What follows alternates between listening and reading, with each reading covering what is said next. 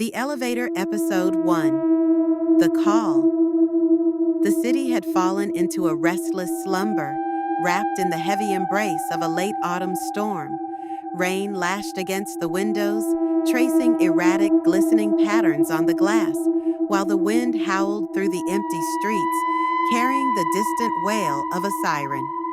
It was well past midnight when Daniel finally pushed through the rusting entrance doors of his apartment building, shivering as he stepped into the dimly lit lobby. The place always had a strange atmosphere at night. The fluorescent lights overhead flickered sporadically, buzzing like a nest of trapped insects, their glow casting uneven, jagged shadows along the peeling wallpaper. The floor tiles, cracked and stained with time, reflected the light in dull patches, making the whole space feel unreal, like a half-formed dream, blurred at the edges. Daniel exhaled, rubbing his temples. His head ached from the exhaustion of his shift at the hospital, a relentless cycle of fluorescent corridors, hurried footsteps, and the quiet beeping of machines. His uniform was damp from the rain, clinging uncomfortably to his skin, and all he could think about was his bed, warm, silent, waiting for him somewhere 14 floors above. He pressed the elevator button. The call button was old, the plastic cracked beneath his fingertip, the tiny light inside barely flickering to life. Somewhere above, deep in the belly of the building, the elevator groaned in response, its machinery whining as it began its slow descent. Daniel shifted his weight from one foot to the other, suppressing a yawn. The sound of the elevator moving was unsettling, like something heavy dragging itself downward, metal grinding against metal in protest. He glanced around the lobby, at the empty mailboxes, the lone security camera hanging limply in a far corner, its lens dark and lifeless. No night guard, no neighbors, just him and the sound of the approaching elevator. Ding. The doors slid open with a slow, reluctant sigh. The inside of the elevator was just as unwelcoming as the rest of the building. The brass paneling was tarnished, smudged with the fingerprints of countless residents. The overhead light flickered weakly, bathing the cramped space in a sickly yellow hue. A faint scent of oil and dust lingered in the air, mixing with something else, something older, something stale. Daniel stepped inside. The doors closed behind him with a hollow thunk, sealing him away from the outside world. He pressed the worn button for the 14th floor, watching as it flickered unsteadily before settling into a weak glow. The elevator lurched, then began its slow, rattling ascent. He leaned against the metal railing, exhaling as he let his eyes drift shut for just a moment. The rhythmic clanking of the elevator's movement was oddly soothing in its own way, a mechanical heartbeat pulsing through the walls. Floor by floor, the numbers on the panel flickered and changed. 5th, 6th, 7th, then the lights flickered violently. For a split second, the elevator was plunged into complete darkness. Daniel's breath caught in his throat as he straightened, his pulse hammering in his ears. The darkness stretched for longer than it should have. 1 second, 2, 3. Then, with an electric buzz, the emergency light above him flickered on, casting the space in an eerie yellow glow. The elevator had stopped. Daniel frowned, glancing at the panel. The button for the 14th floor was still lit, but the number display was frozen. He tried pressing the button again. Nothing. He tapped another floor. No response. With a sigh, he reached for his phone. Before he could unlock it, the elevator let out a soft ding. The doors slid open. Daniel blinked. The hallway beyond was pitch black, not dimly lit, not shadowed. Pure, endless darkness, stretching beyond the threshold like a gaping void. His first thought was that the power must have gone out on this floor. But something about the darkness felt wrong. It wasn't just the absence of light. It was thick, almost tangible, like looking into the mouth of a tunnel that never ended. And then something moved, a shift in the darkness, barely perceptible, a ripple, a flicker, a shape too vague to define. A slow, sinking dread began to curl in Daniel's stomach. The elevator doors remained open, waiting. He hesitated, his mind scrambling for a rational explanation. Maybe the hallway lights were broken. Maybe it was just his tired eyes playing tricks on him. Maybe a sound, software barely above a whisper, from the darkness, dry and hollow, curling around him like a breath of cold air. Going up, Episode 2, The Threshold. For a moment, Daniel couldn't move. His breath felt trapped somewhere between his lungs and throat, caught in the tight grip of something unnamed. He wasn't sure what unnerved him more, the voice itself or the fact that he couldn't tell where it had come from. The words had no clear direction, no source. It was as if the air itself had spoken, vibrating with something cold and ancient, something that didn't belong in the quiet, mundane reality of his apartment building. His fingers twitched against the metal railing behind him. The elevator doors remained open, framing that impossible, suffocating void of darkness. The air beyond was still, thick, silent, and yet something was there, watching. Daniel swallowed, his mouth suddenly dry. "Hello?" His own voice sounded thin, uncertain, no response. The elevator stood in perfect silence, waiting. The dim emergency light above flickered slightly, casting faint, twitching shadows across the brass-paneled walls. Then, very slowly, the temperature inside the elevator began to drop. It was subtle at first, just a slight chill that brushed against his skin, seeping through the damp fabric of his uniform. But within seconds, it became something more, something unnatural, a creeping, bone-deep cold that didn't feel like mere air conditioning. It felt deliberate. Daniel exhaled sharply, watching in disbelief as his own breath curled into the air before him, a pale mist forming in the stagnant space. That was impossible. It wasn't that cold. The temperature couldn't have dropped that quickly. Could it? A deep unease stirred inside him. His fingers tightened around the railing, his mind grappling for something logical, something rational. Faulty wiring? A sudden draft? The storm outside playing tricks on the power system? Yes, that had to be it. With a forced breath, he reached for the elevator panel, jabbing at the button for his floor again. The plastic felt unnaturally cold beneath his fingertip. Nothing happened. The elevator didn't move. Daniel pressed the button again. Harder. Still nothing. A faint buzzing sound crackled through the overhead speaker, like an old radio trying to tune into a distant signal. And then, the voice again, softer this time, closer. Going up, Daniel's stomach clenched. He turned his head slowly, unwillingly, his pulse hammering against his ribs. The dark void beyond the doors was still there, waiting, silent.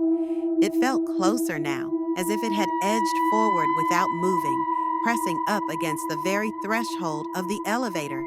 Every instinct in Daniel's body screamed at him to step back, to hit the close doors button, to do something, but he couldn't move. A sound, so faint it was almost imagined, whispered through the darkness. A shift, a sigh, a footstep.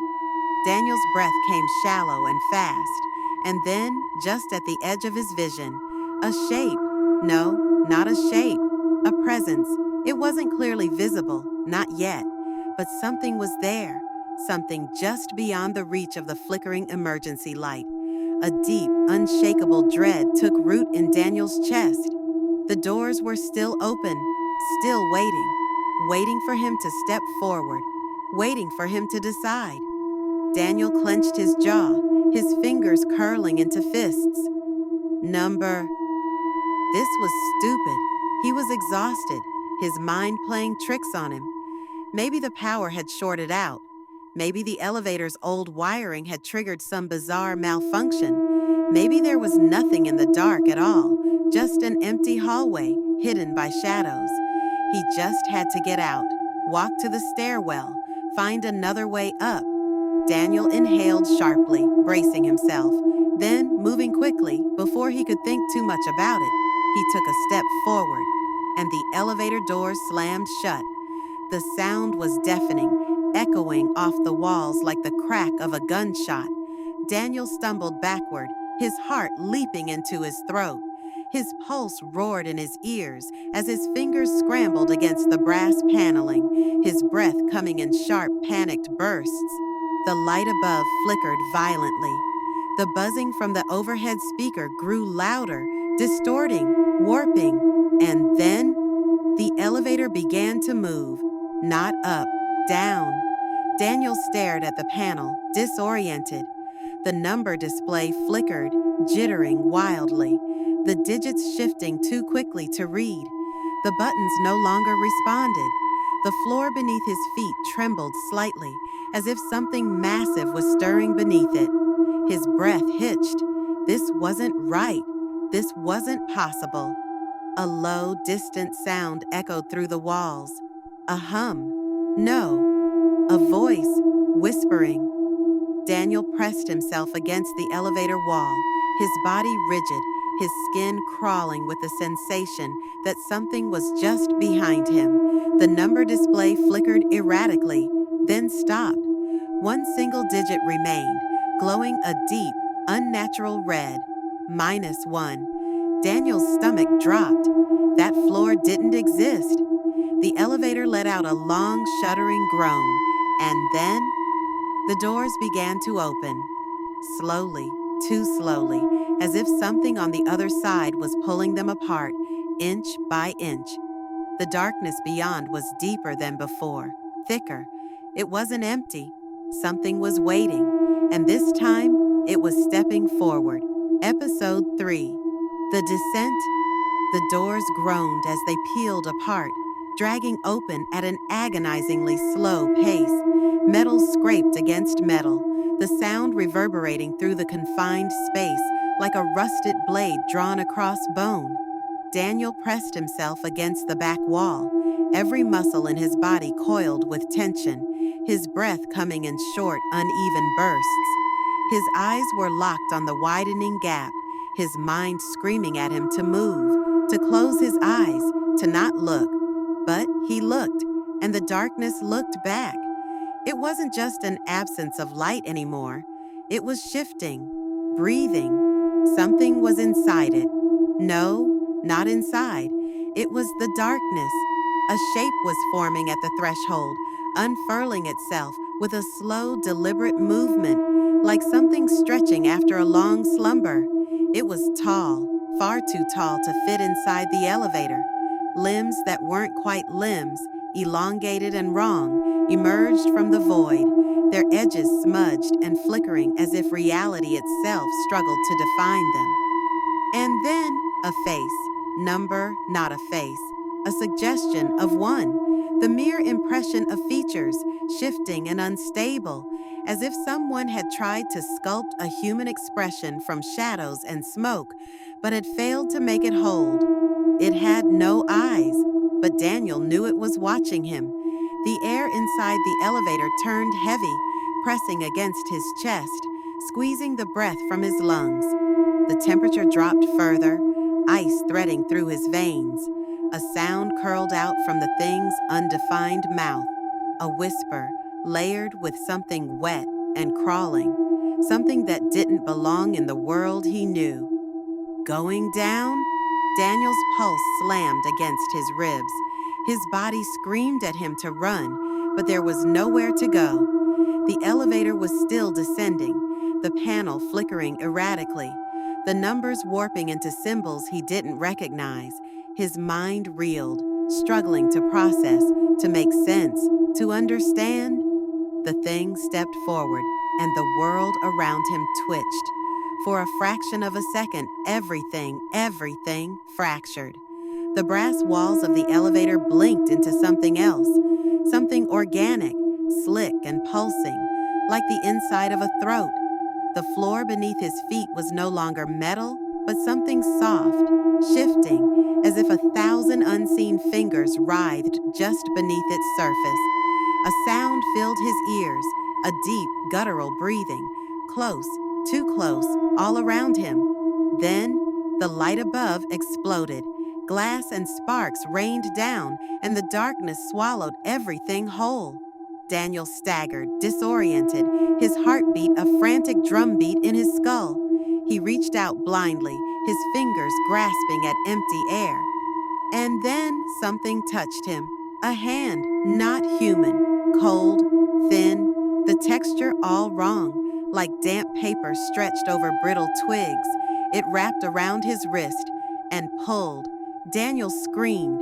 Blind panic surged through him, and he ripped his arm away, stumbling back, his shoulder slamming against the elevator wall. Pain shot through him, sharp and real, grounding him for just a second. And then a crackle.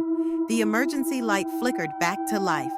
Daniel gasped, blinking rapidly against the sudden glow. His chest heaved, his pulse roaring in his ears. The elevator was still.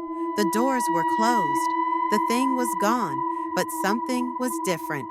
Daniel's breathing slowed, his thoughts a mess of static and shattered logic.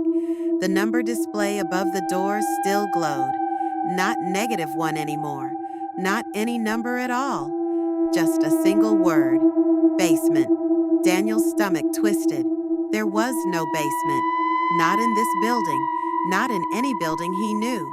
The silence stretched, taut and suffocating. Then, ding. The doors slid open, and this time, the darkness was waiting inside, and it smiled. Final episode. Below. Daniel didn't move. The darkness beyond the open doors wasn't just emptiness anymore.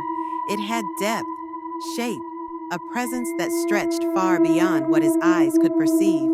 And it was waiting for him. His breath came in short, ragged gasps. His legs felt weak, his fingers numb from gripping the elevator railing too tightly. Every nerve in his body screamed at him to stay inside, to slam his hand against the closed doors button, to do something, anything, but step forward. But the buttons didn't work. The elevator wouldn't go up. There was only one way out. Daniel clenched his jaw, forcing himself to think. This couldn't be real. It wasn't real. It had to be a dream, a hallucination from exhaustion, or some twisted prank. The darkness moved, a ripple, a slow inhalation. It wasn't just waiting, it was watching. And then, for the first time, something inside it stepped forward. Daniel barely had time to register the shape before it rushed toward him. A blur of motion, a nightmare given form. Instinct took over.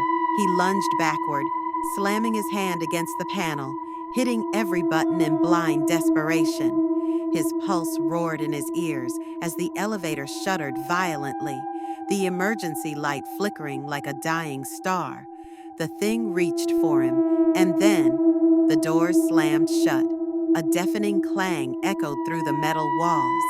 The force of it rattled the entire cabin, sending Daniel sprawling onto the floor.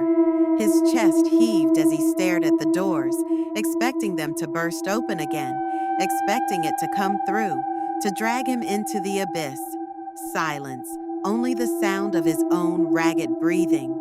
Then a hum, low, mechanical, vibrating through the floor. The elevator was moving again, upper. Daniel's entire body sagged with relief, though his hands still trembled as he pushed himself upright. His mind struggled to process what had happened. It didn't make sense, none of it. But he didn't care. He just needed to get out.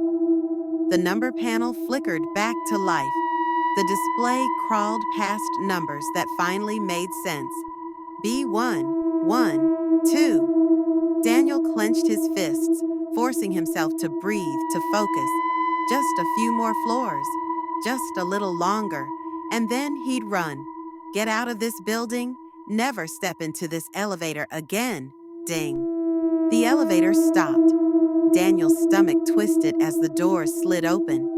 He didn't move at first. The hallway beyond was normal, dimly lit, lined with cheap, faded wallpaper. The floor's threadbare carpet looked the same as it always had, but something was wrong. The air felt off, stale, silent. Daniel stepped forward cautiously. His heartbeat was still erratic, but he forced himself to move, to leave the elevator behind. His shoes barely made a sound against the carpet. The hallway stretched before him, quiet and empty, leading toward his apartment door at the far end. He swallowed hard and started walking. Everything looked exactly as it should, but the further he moved, the deeper the feeling of wrongness became. The walls seemed too close together. The shadows stretched at odd angles, the numbers on the apartment doors. He stopped. His apartment number was 1408, but every door in the hallway had the same number, 1408. Every single one. Daniel's breath hitched. He turned in a slow circle, his pulse hammering in his throat. The hallway stretched on forever, repeating, looping, folding in on itself like a nightmare without end. He turned back toward the elevator. It was gone. Nothing but another endless stretch of hallway, lined with doors that all bore the same impossible number. A soft click echoed behind him.